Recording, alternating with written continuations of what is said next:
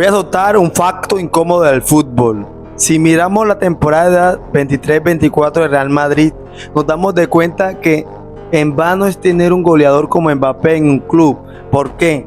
Porque la temporada de Real Madrid, donde ganó la Champions 2024, se repartió los goles entre Brahim, Vinicius, Rodrigo, Bellingham y Joselu. Primero, Joselu apareció en la semifinal contra el Bayern Múnich. Segundo, Bellingham asistió y Vinicius hizo gol en la final.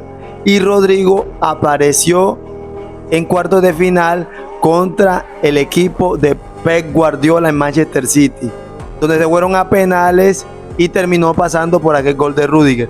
Entonces es mejor tener 5 futbolistas que te generen los mismos goles que un solo jugador, porque hay partidos donde ese jugador no aparece y tu equipo nota la diferencia porque termina perdiendo o quedándose eliminado en la Champions League.